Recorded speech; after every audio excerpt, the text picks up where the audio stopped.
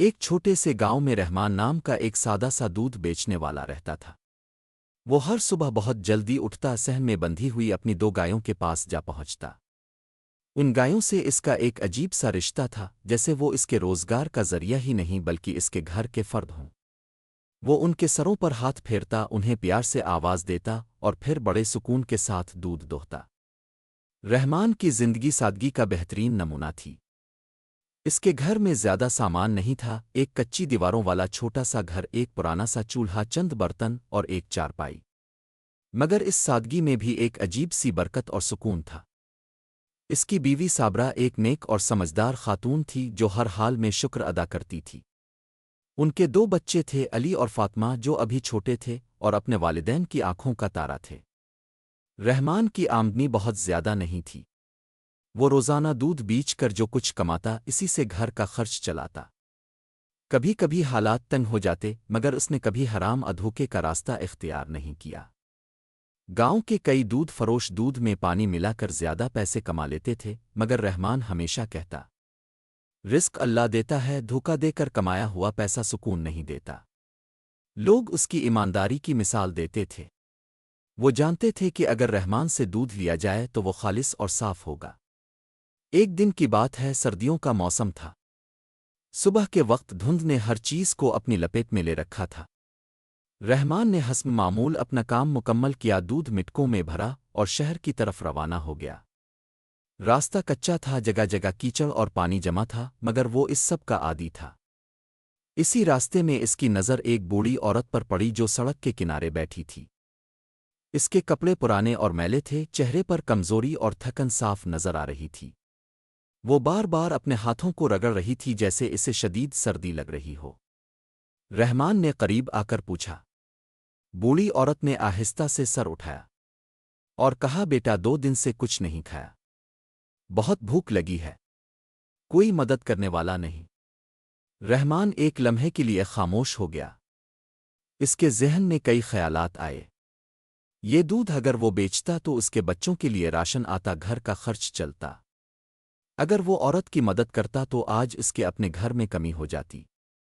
مگر پھر اس کے دل میں ایک آواز آئی، یہ عورت تم سے زیادہ ضرورت مند ہے۔ رحمان نے بغیر مزید سوچے اپنا ایک برتن نکالا اور اس میں تازہ دودھ ڈال کر بوڑھی عورت کو دے دیا۔ بوڑھی عورت کے ہاتھ کانپ رہے تھے۔ اس نے دودھ لیا، آنکھوں میں آنسو آ گئے۔ اللہ تمہیں خوش رکھے بیٹا، تمہیں اس نیکی کا ایسا اجر دے گا کہ تم سوچ بھی نہیں سکتے۔ رحمان نے ہلکی سی مسکراہٹ کے ساتھ سر جھکایا اور اپنے راستے پر چل پڑا۔ اس دن واقعی اس کا کافی دودھ کم بکا۔ کچھ گاہکوں کو اسے انکار بھی کرنا پڑا۔ جب وہ شام کو گھر واپس آیا تو اس کے پاس معمول سے کم پیسے تھے۔ اس کی بیوی نے فوراً محسوس کر لیا کہ کچھ ٹھیک نہیں۔ آج کمائی کم کیوں ہے؟ اس نے پوچھا۔ رحمان نے ساری بات بتا دی۔ صابرہ نے خاموشی سے سنا، پھر مسکرا کر بولی، آپ نے بہت اچھا کیا۔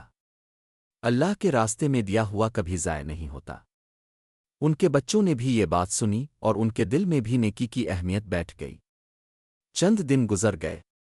رحمان اپنی روزمرہ کی زندگی میں مصروف رہا۔ وہ اسی طرح صبح اٹھتا، کام کرتا اور دودھ بیچنے جاتا۔ مگر اب اس کے دل میں ایک عجیب سا سکون تھا، جیسے اس نے کوئی بڑا کام کیا ہو۔ ایک دن جب وہ شہر پہنچا تو ایک امیر آدمی اس کے پاس آیا۔ کیا تم رحمان ہو؟ اس نے پوچھا۔ جی ہاں، رحمان نے جواب دیا۔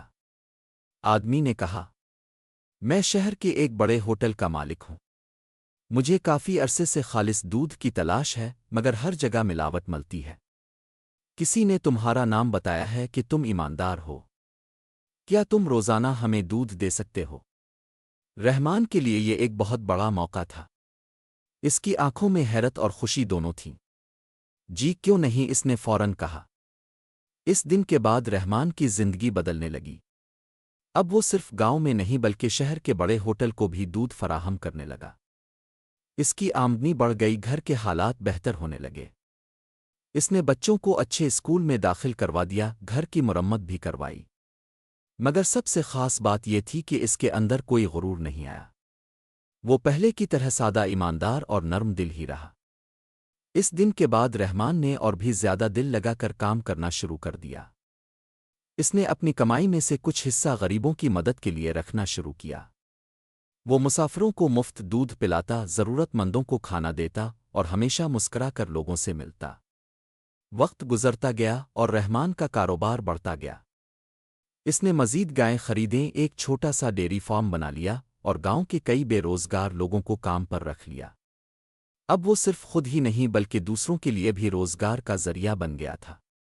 ایک دن اس کے بیٹے علی نے پوچھا، ابو اب ہمیشہ دوسروں کی مدد کیوں کرتے ہیں؟ رحمان نے مسکرا کر کہا، بیٹا نیکی کبھی چھوٹی نہیں ہوتی۔